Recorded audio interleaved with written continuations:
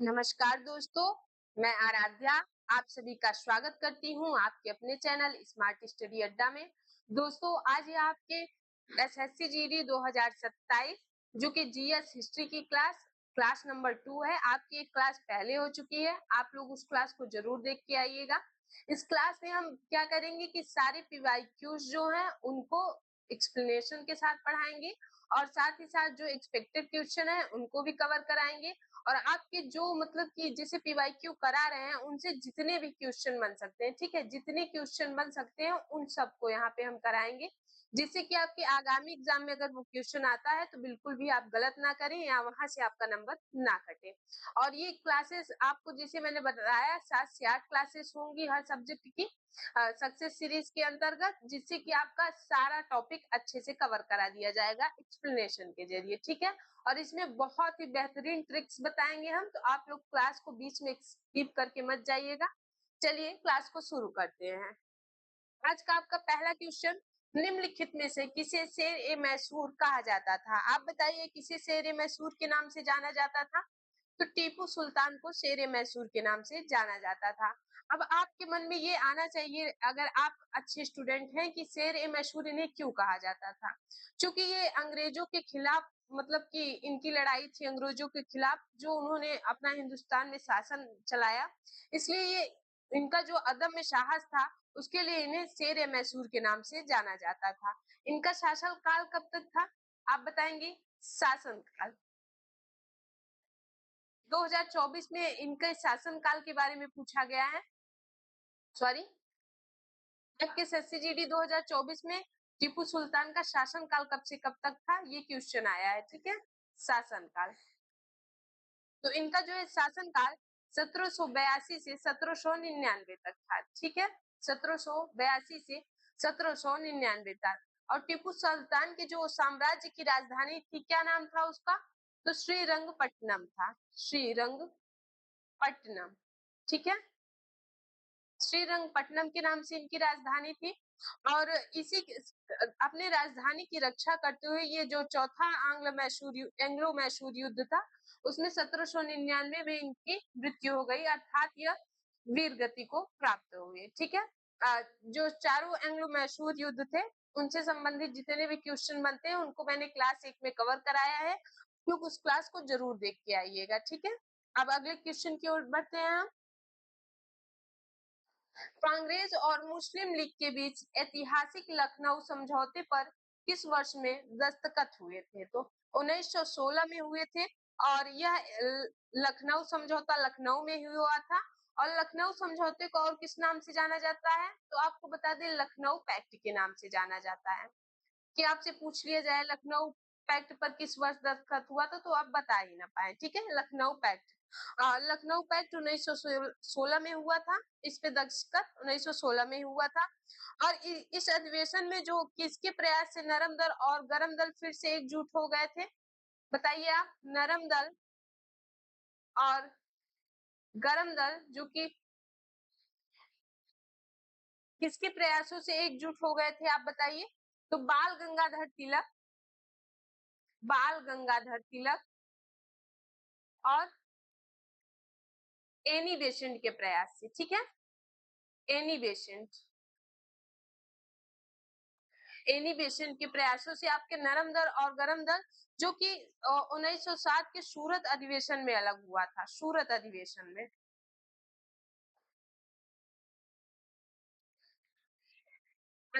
में इनका अलगाव हुआ था, नरम दल और गरम दल में भारतीय राष्ट्रीय कांग्रेस का, ठीक है।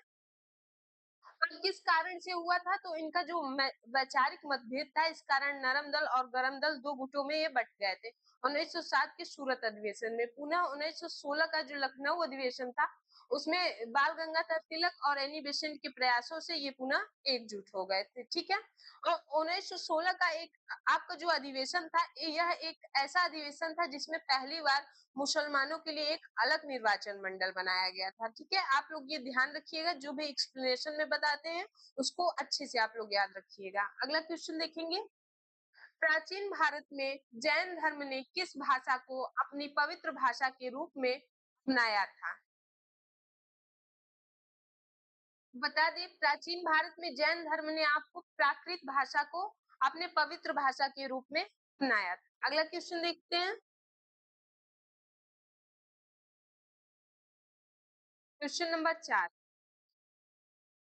संगम युग के संदर्भ में तीनों संगम डॉट डॉट के संरक्षण में हुए थे, अर्थात जो संगम युग था उसमें आपके जो तीनों संगम हुए थे वो किसके संरक्षण में हुए थे? तो आपको बता दें पांड्य राजाओं के संरक्षण में आपके संगम हुए थे। अब संगम संगम किसे कहते हैं?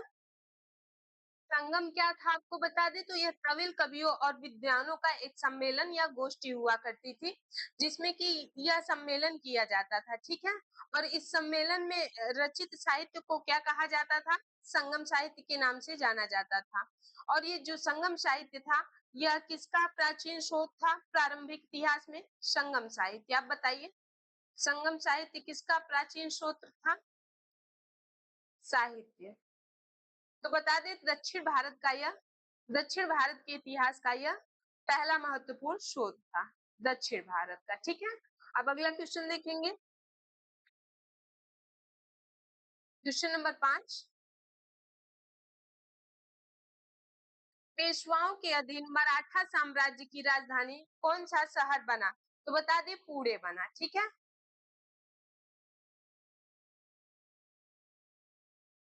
अगले क्वेश्चन की तरफ बढ़ेंगे आप।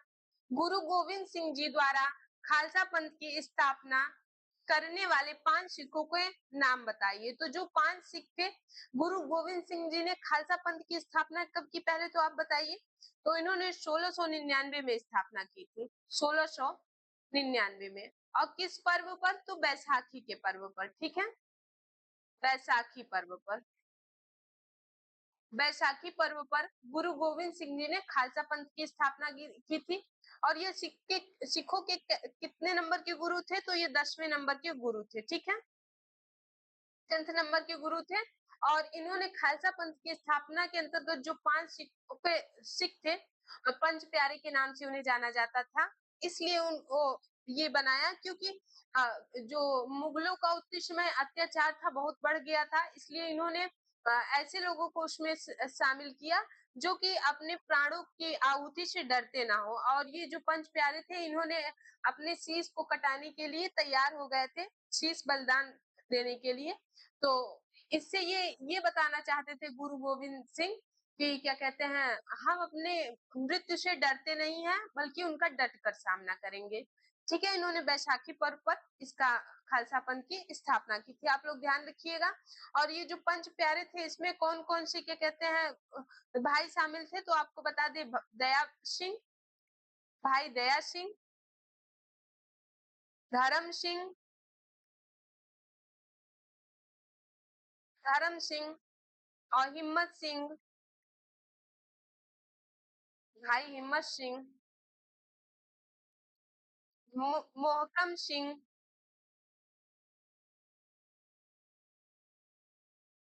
और भाई साहेब सिंह, ठीक है। इन लोग पांचों पंच प्यारे का नाम याद रखिएगा क्योंकि मे भी एग्जाम में ऐसे बन सकता है कि निम्न में से कौन से पंच प्यारे में शामिल नहीं थे, कौन से गुरु, ठीक है। अगला क्वेश्चन देख लेते हैं। संगम युग के दौरान तमिल क्षेत्र पर किन महत्वपूर्ण सरदारों का प्रभुत्व था? तो आप बताइए किन सरदारों का प्रभुत्व था तमिल क्षेत्र पर? तो चोल, चेर और पांडे का वो था। तो ऑप्शन नंबर बी एकदम सही हो जाएगा। और इनको तमिल में क्या कहा जाता है? तमिल में एक कौन सा वर्ड है जो इनके लिए संदर्भित है? तो बता दे मूवेंदर, मूवेंदर के नाम से इन्हें जाना जाता है, ठीक है। और मूवेंदर का अर्थ क्या होता है? तो 3 मुखिया, हिंदी में मूवेंदर का अर्थ होता है 3 मुखिया। अगला क्वेश्चन देख लेते हैं। काशी महाजनपद किस वर्तमान शहर से संबंधित है? तो यह बनारस वाराणसी से संबंधित है, किसी को पता है? तो ये काशी महाजनपद, आपको पता है कि महाजनपदों की संख्या कितनी थी? तो ये टोटल 16 थे। अब ऐसा होता है कि एग्जाम में महाजनपद से क्वेश्चन बनते ही बनते हैं, ठीक है। तो हम इसको याद कैसे कर सकते हैं, इसकी ट्रिक बता दें आपको। एक ट्रिक है इसकी, अब अपाचे का गांव कुसुम को कम आम देगा। क्या ट्रिक है? अब अपाचे का आम गांव। अब अपाचे का गांव कुसुम को कम आम देगा। ठीक है, आम देगा। यह एक ऐसी ट्रिक है कि आपको 16 महाजनपद देखते ही याद हो जाएंगे। इस ट्रिक को आप याद रखेंगे, तुरंत ऑप्शन एलिमिनेट कर लेंगे। अब देंगे से इसका यहाँ पे कोई संदर्भ नहीं है। अ से हो गया आपका अंग, व से हो गया वर्ष, और फिर यहाँ अ से अवंती, प से पांचाल, पा से पांचाल। ठीक है, च से चेदी महाजनपद, का से आप बताइए, का से यहाँ पे आपको बताया मैंने काशी, गा से क्या हो जाएगा गांधार। आप लोग ट्रिक याद रखेंगे तो एक बार अगर महाजनपद पढ़े हैं तो तुरंत आप बता लेंगे। ठीक है, बस ये क्या हो गया वशी वज्जी, बस यहाँ व है तो वत्स जैसे होता है तो वत्स याद रखेंगे आप लोग, अब व से वज्जी याद रखेंगे। ठीक है, कुश क्या हो गया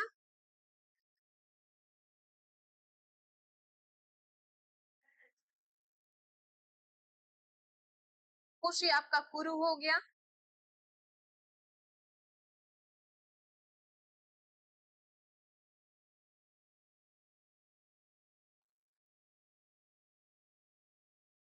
आपको जैसे मैंने बताया अ से अंग, ब से यहाँ पे वत्स हो गया, अ से अपाचे, प से पांचाल, चे से आपका चेदी हो गया महाजनपद, का से काशी, गा से गांधार, व से वज्जी, कु से कुरु, सु से सूरसेन और म से मगध।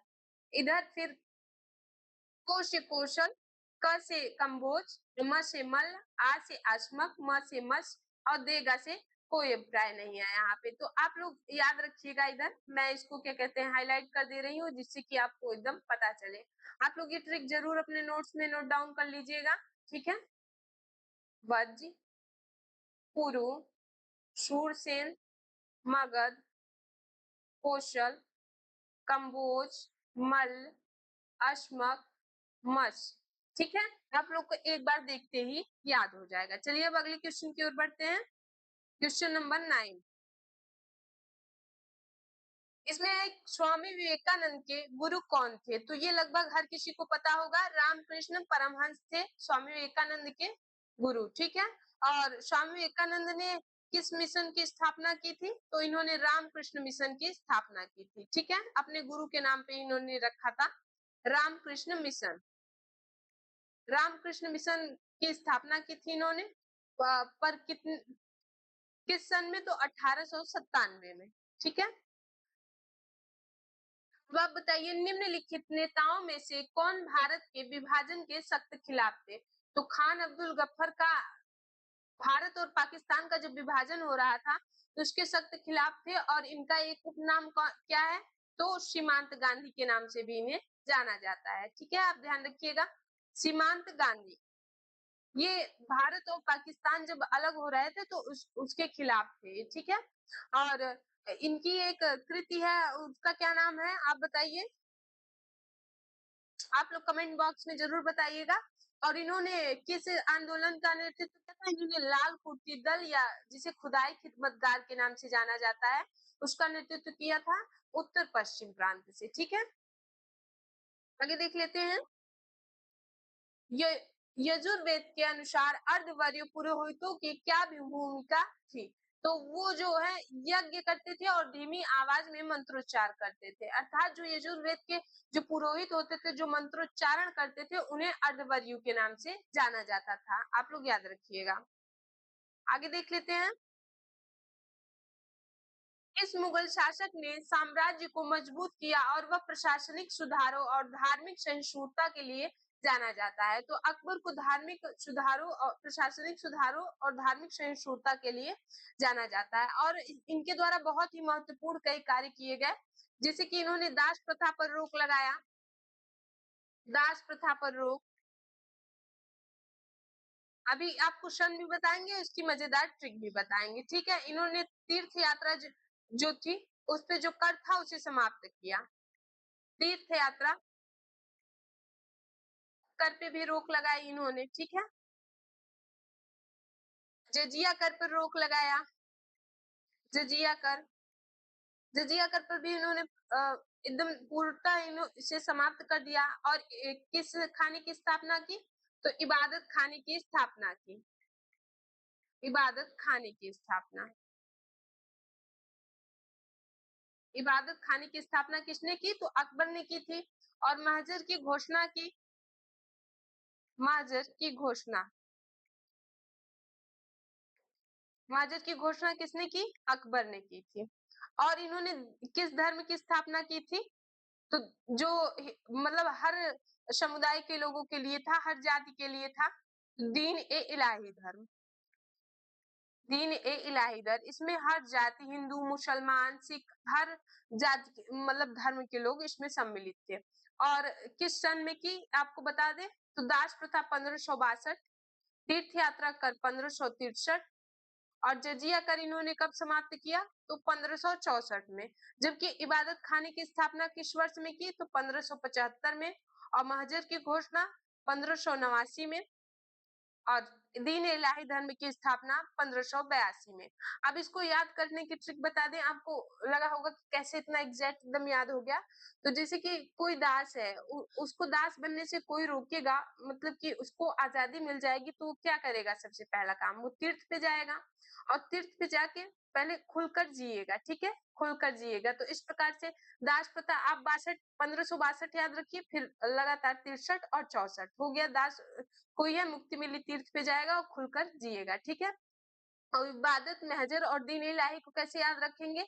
आई एम, इसका पहला अक्षर आई, इसका पहला एम और दीन, दीन को दीन से याद रखेंगे।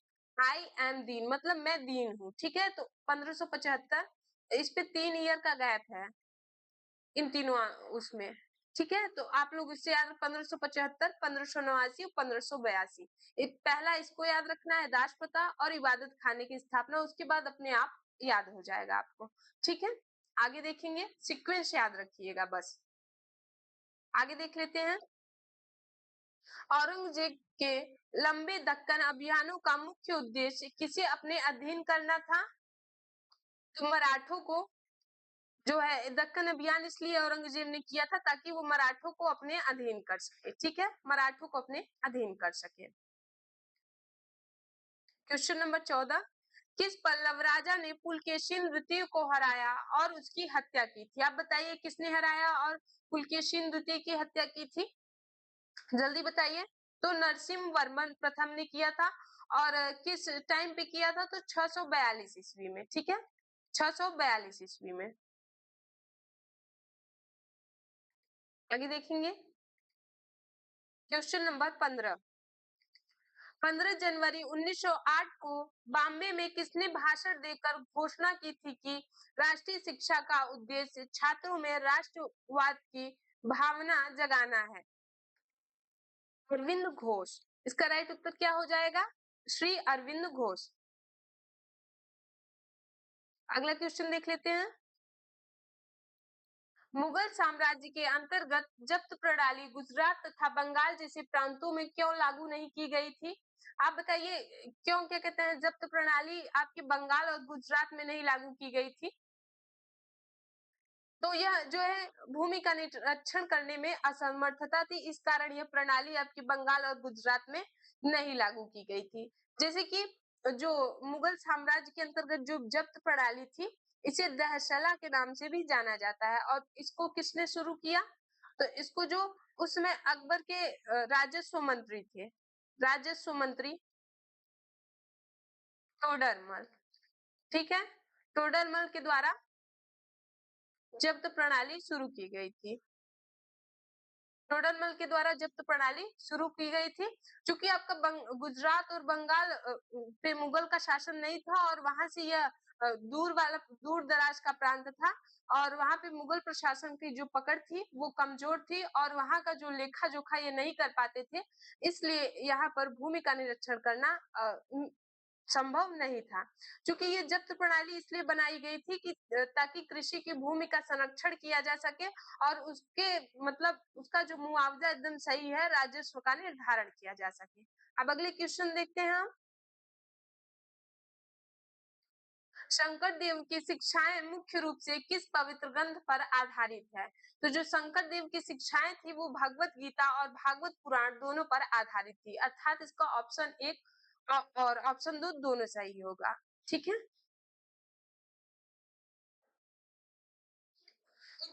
अब बताइए उपनिषद शब्द का शाब्दिक अर्थ क्या है? तो इसका शाब्दिक अर्थ हो जाएगा पास में नीचे बैठना। यह एक संस्कृत का शब्द है और उप का मतलब होता है समीप और नी से नीचे हो गया आपका और शब्द का अर्थ हो गया बैठना। एक्चुअल में इसका अर्थ होता है गुरु के समीप नीचे बैठना। ठीक है। निम्नलिखित में से किस स्थान पर हुई बैठक में हिंदुस्तान सोशलिस्ट रिपब्लिकन आर्मी की स्थापना की गई थी? आप बताइए किस स्थान पर हुई थी? तो ये आपके दिल्ली के फिरोज शाह कोटला मैदान में हुई थी। ठीक है। और कब हुई थी? तो 1928 में। टाइम सन आप लोग याद रखिएगा 1928 में। और ये बताइए इसका नेतृत्व और यह किसके द्वारा स्थापित किया गया था या इसका नेतृत्व किसने किया था?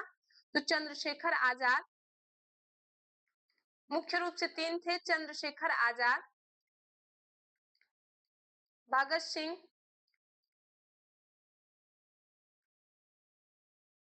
सुखदेव एवं इनके जो अन्य साथी थे उन सब ने मिलकर हिंदुस्तान सोशलिस्ट रिपब्लिकन आर्मी की स्थापना की थी दिल्ली में 1928 में। और इनका उद्देश्य क्या था आपको बता दें तो ये समाजवादी गणतंत्र की स्थापना कर चाहते थे और साथ ही साथ जो ब्रिटिश शासन था उसे भारत से निकाल फेंकना चाहते थे। जैसे कि आपको चंद्रशेखर भगत सिंह का नाम आया ये तो बता दें कि इनसे एक क्वेश्चन और पूछा जाता है कि इन्हें भगत सिंह और सुखदेव को फांसी कब दी गई थी? तो इनके साथ राजगुरु भी थे और इन्हें फांसी 23 मार्च 1931 को दी गई थी लाहौर के सेंट्रल जेल में। जबकि आपके चंद्रशेखर आजाद थे वो अल्फ्रेड पार्क में, जो कि अब आजाद पार्क के नाम से जाना जाता है, इलाहाबाद में है। चारों तरफ से जब अंग्रेजों से ये घिर गए तो इन्होंने स्वयं के हाथे मरना पसंद किया और अपने आप को गोली मार दी थी 27 फरवरी 1931 को। ठीक है। आगे देख लेते हैं। मुगल साम्राज्य के अंतर्गत मनसबदार की सैन्य जिम्मेदारी क्या थी? तो मनसबदार की सैन्य जिम्मेदारी क्या थी आप बताइए? तो यह इनका कर्तव्य था कि घुड़सवारों की एक निश्चित संख्या बनाए रखना जिससे कि शासन में आसानी हो। अर्थशास्त्र जिसे पारंपरिक रूप से चाणक्य से जोड़ा जाता है मुख्य रूप से किससे संबंधित है? तो अर्थशास्त्र जो पुस्तक है यह शासन कला और प्रशासन से संबंधित है। और आपको पता ही है कि चाणक्य चंद्रगुप्त मौर्य के गुरु थे और उनके राज्य में ये प्रधानमंत्री पद पर आसीन थे। अगला क्वेश्चन, सल्तनत के अधीन एकता प्रणाली मध्ययुगीन यूरोप की सामंतरी प्रणाली से मुख्यतः इसलिए मिलती जुलती है क्योंकि, अब आप बताइए यूरोप की जो क्या कहते हैं और सामंतरी प्रणाली है यह क्यों मिलती जुलती है मुख्यतः? मध्ययुगीन यूरोप की सामंतरी प्रणाली से। ठीक है।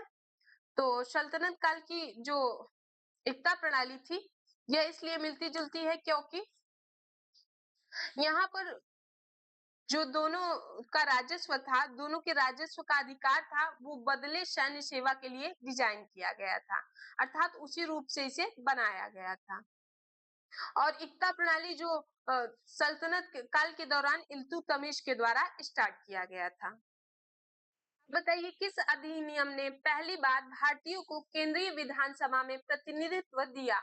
तो यह आपका भारतीय परिषद अधिनियम 1909 के तहत था और इस अधिनियम को आपके मार्ली मिंटो सुधार के नाम से भी जाना जाता है। आपको दूसरा नाम जानना इसलिए आवश्यक है, हो सकता है कि आपको ऑप्शन में भारतीय परिषद अधिनियम ना दे के मार्ली मिंटो सुधार के नाम से पूछ लिया जाए। हम देखेंगे किस महाकाव्य में उल्लेख है कि उत्तरायण के दौरान मरने से मोक्ष की प्राप्ति होती है? तो यह महाभारत में इसका उल्लेख है। महाभारत के जो 2 पर्व हैं, एक भीष्म पर्व और एक अनुशासन पर्व, इसमें निहित है भीष्म पर्व और अनुशासन पर्व।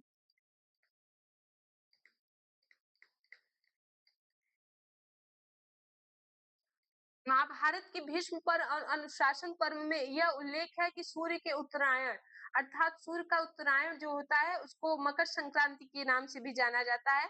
अगर उस दिन कोई अपने प्राण को त्यागता है तो उससे जो आत्मा को मोक्ष प्राप्ति होती है, अर्थात बार बार वो मनुष्य रूप में जन्म नहीं लेता, उसे पूर्ण रूप से मोक्ष की प्राप्ति होती है। ठीक है, अगला क्वेश्चन देखेंगे। क्वेश्चन नंबर 25, दिल्ली सल्तनत में सभी मुसलमानों पर लागू धार्मिक करों में से एक था। बताइए दिल्ली सल्तनत में जो केवल मुसलमानों पर लागू किया गया था और यह जो संपन्न मुसलमान थे वहां के उन्हीं पे लागू किया था। कौन सा कर था? तो जकात कर था।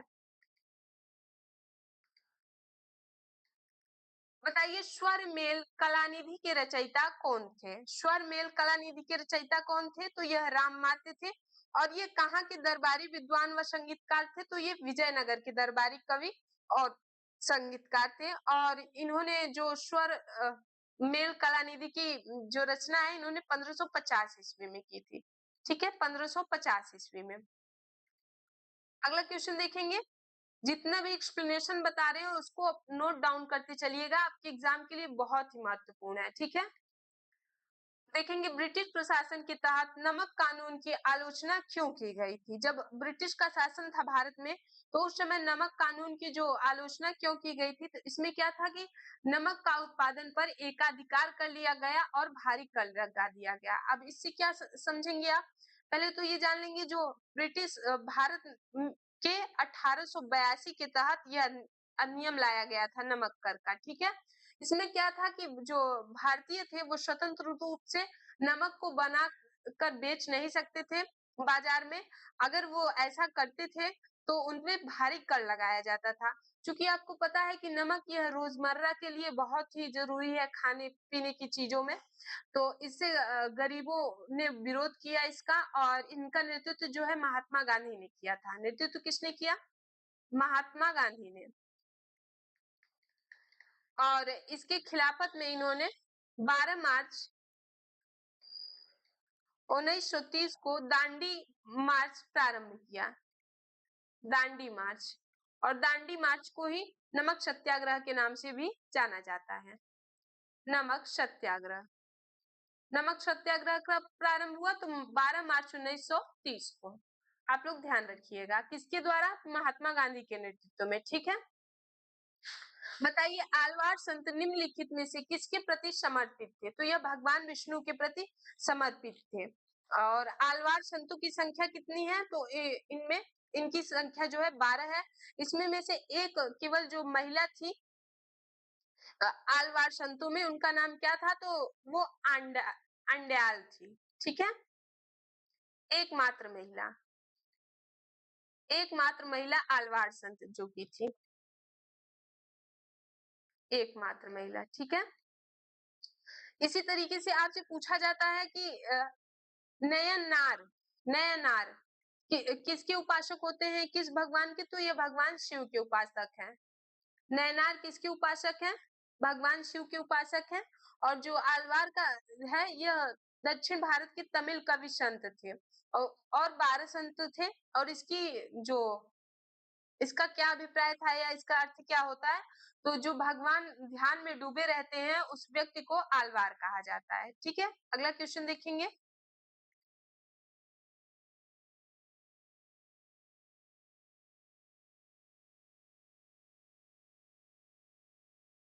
नैतिक ढांचे में निम्नलिखित में से कौन सा उद्देश्य नैतिक जीवन पर जोर देता है? तो आप बताइए कौन सा उद्देश्य नैतिक जीवन पर जोर देता है वैदिक ढांचे में? तो आपका धर्म हो गया। आपको बता दें कि प्राचीन जो भारतीय का वैदिक दर्शन था उसमें मानव जीवन का जो प्रमुख लक्ष्य था या जिसे पुरुषार्थ कह सकते हैं, लक्ष्य या पुरुषार्थ, उसे कितने भागों में बांटा गया है? तो 4 भागों में बांटा गया है। ठीक है, और कौन कौन से हैं? धर्म, काम, मोक्ष और अर्थ। बस इसका अलग अलग अर्थ होता है। तो आप लोग नैतिक जीवन किसमें है? तो धर्म में है। इसी प्रकार अर्थ से क्या अभिप्राय है? तो यह भौतिक समृद्धि या धन से इसका संबंध है। ठीक है, काम से क्या है? काम किसके लिए था? तो यह सांसारिक सुख या इच्छा पूर्ति के लिए था, जबकि मोक्ष आपका यह मरण चक्र से मुक्ति थी, अर्थात बार बार जन्म न लेकर मोक्ष की प्राप्ति हो जाना, और इसका अर्थ था आध्यात्मिक लक्ष्य। में से किस लक्ष्य को तीनों पुरुषार्थ का आधार माना जाता है? तो धर्म को माना जाता है। ठीक है, अगला क्वेश्चन देखेंगे, क्वेश्चन नंबर 30। निम्नलिखित में से कौन सल्तनत काल का एक प्रसिद्ध इतिहासकार था? तो आप बताइए, इनमें में से कौन मुगल इतिहास का प्रसिद्ध साहित्यकार था? तो वो अल जियाउद्दीन बर्नी थे। ठीक है, जियाउद्दीन बर्नी थे। और ये भारत में किसके साथ आए थे? तो ये अबुल फजल के शासन काल में आए थे और महमूद गजनवी के साथ। और यह किस समय पर पूर्ण रूप से सक्रिय थे? तो यह मोहम्मद बिन तुगलक और फिरोज शाह तुगलक के शासन काल में एकदम सक्रिय थे। अब जो मैं बता रही हूँ मुझे, आप लोग वीडियो पास करके उसको जरूर क्या कहते हैं नोट डाउन करिएगा। और इनकी प्रसिद्ध कृति क्या है? प्रसिद्ध कृति आपको बता दे, तारीख ए फिरोज शाही।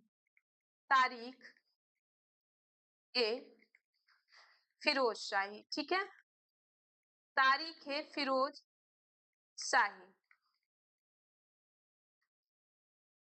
अगला क्वेश्चन देखेंगे,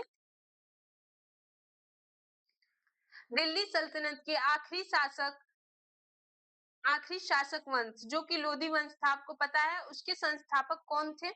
तो लोधी वंश के संस्थापक बहलोल लोधी थे, और इन्होंने इस वंश की स्थापना 1451 में की थी, लोधी वंश की। और लोधी वंश के कौन थे? आखिरी शासक, अंतिम शासक, अर्थात आखिरी शासक, तो वो इब्राहिम लोधी थे। ठीक है, इब्राहिम लोधी लोधी वंश के आखिरी शासक थे। और लोधी वंश का कार्यकाल कब तक था? तो 1451 से 1526 तक इसका कार्यकाल था। ठीक है, अब आप जैसे दिल्ली सल्तनत के 5 जो राजवंश थे उन्होंने शासन किया था, तो कौन कौन से थे? तो एक तो आपका ये ट्रिक याद रखिएगा आप लोग, पहले तो गुलाब खिले तो सूंघ लो, गुलाब खिले तो सूंघ लो। गुलाब, गुलाब से हो गया गुलाम वंश, जिसे ममलूक वंश के नाम से भी जाना जाता है, ममलूक। खिले से खिलजी वंश हो गया आपका। तो से तुगलक हो गया आपका। और सुंग से सैयद वंश हो गया आपका।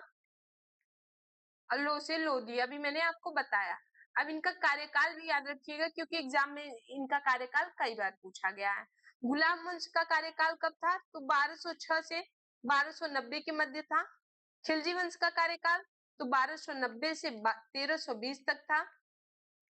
आप लोग इसको जरूर याद रखिएगा। इससे क्या होता है कि अब जैसे आपका पूछ लिया गया लोधी वंश का संस्थापक, तो जब ये चीजें आप रखेंगे तो हम क्या करेंगे क्लास वाइज, जैसे आपको ये इसमें आपको वंश का एकदम बेसिक बता रहे हैं, तो इनसे जो संबंधित शासक हुए हैं, उन्होंने जो प्रमुख कार्य किए हैं, उनके द्वारा किए गए हैं, उन सबको एक्सप्लेन करते चलेंगे, जिससे कि आपका पूरा एकदम सिलेबस या टॉपिक कवर होता चले। तुगलक वंश का शासनकाल 1320 से 1414 तक था, जबकि संयन वंश का कार्यकाल कब था? 1414 से 1451 तक। और लोधी वंश का मैंने बताया 1451 से 1526। ठीक है, अगला क्वेश्चन देख लेते हैं, क्वेश्चन नंबर 32। साइमन कमीशन जो कि 1927 में बना था, का बहिष्कार क्यों किया जाता है? आपको बता दें, क्योंकि ये जो साइमन कमीशन बना था, इसमें एक भी मतलब भारतीय सदस्य शामिल नहीं थे। इसमें 7 सदस्य थे और 7 सदस्य अंग्रेज थे। ठीक है, इसलिए इसका भारतीयों ने विरोध किया था। तो ऑप्शन नंबर इसका ए सही हो जाएगा। और साइमन कमीशन का भारत में आगमन कब हुआ था? तो इसका जो भारत में आगमन था 3 फरवरी 1928 को हुआ था। चूंकि इसमें 7 सदस्य जो कि अंग्रेज थे, इसलिए इसे श्वेत मिशन के नाम से जाना जाता है, श्वेत आयोग। ठीक है, श्वेत आयोग अर्थात साइमन मिशन। और इसका गठन मैंने बताया 1927 में ब्रिटेन में किया गया था। 1927 में कहा किया गया था? ब्रिटेन में। और इसके अध्यक्ष कौन थे? तो सर साइमन अल्सब्रुक थे। आगे देख लेते हैं, कौन सा शहर पांड्य राजाओं की जो राजाएं थे उनकी राजधानी था? तो मदुरै। मदुरै जो है यह पांड्य राजाओं की राजधानी थी। एनिहिलेशन ऑफ कास्ट पुस्तक के लेखक कौन थे? एनिहिलेशन ऑफ कास्ट अर्थात जाति का विनाश, इस पुस्तक की जो क्या कहते हैं रचना हुई थी 1936 में हुई थी, और यह एक निबंध था, निबंध की पुस्तक थी। ठीक है, और यह किसके द्वारा लिखित है? तो यह बी आर अम्बेडकर के द्वारा। इसका सही उत्तर option number A, B R Ambedkar. और यह पुस्तक जो है जाति व्यवस्था थी उसकी कड़ी आलोचना करती है। आगे देख लेते हैं, निम्नलिखित में से किस रानी ने अपने शिलालेखों पर अपना नाम बदला और पुरुष होने का दिखावा किया? तो रुद्रमा देवी ने क्या कहते हैं शिलालेखों में अपना नाम पुरुष के नाम पे रखा था, जो कि रुद्रदेव के नाम से है, रुद्रदेव। और उन्होंने पुरुष होने का दिखावा किया। अब ऐसा इन्होंने क्यों किया?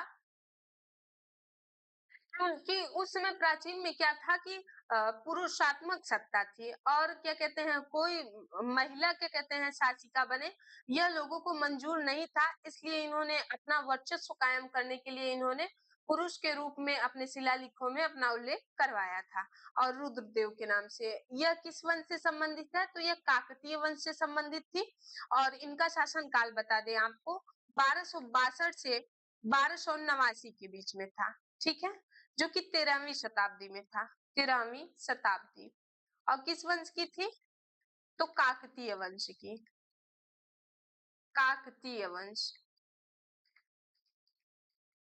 काकतीय वंश की शासिका थी ये। और किस उस समय किस क्या कहते हैं प्रांत पर इनका शासन था? तो वारंगल, वारंगल जिसे प्रेजेंट में किस नाम से जाना जाता है? तेलंगाना, तेलंगाना पर इनका शासन था, और रुद्रदेव के नाम से ये जानी गई थी। तो आशा करते हैं कि आज की क्लास आपको बहुत ही अच्छी लगी होगी। दोस्तों, जो भी हमने एक्सप्लेन किया है उसको आप अच्छे से नोट डाउन करते चलिएगा, और हम आप लोग को भरोसा दिलाते हैं कि क्वेश्चन के जरिए जो एक्सप्लेनेशन है उसके जरिए आपके सारे टॉपिक्स को अच्छे से कवर कराएंगे, और आपके एग्जाम में जो है 80 से 90% इस क्लास से क्वेश्चन देखने को मिलेंगे। भले पीवाईक्यू है, लेकिन जो एक्सपेक्टेड क्वेश्चन है उनको भी हम करा रहे हैं। तो ऐसी ही मतलब बेहतरीन क्लासों के लिए आप हमारे चैनल से जुड़िए, और इस क्लास को लाइक एवं शेयर जरूर करिए, साथ ही साथ इस चैनल को सब्सक्राइब करिए। आज के लिए इतना ही, धन्यवाद। मिलती हैं अगली क्लास में।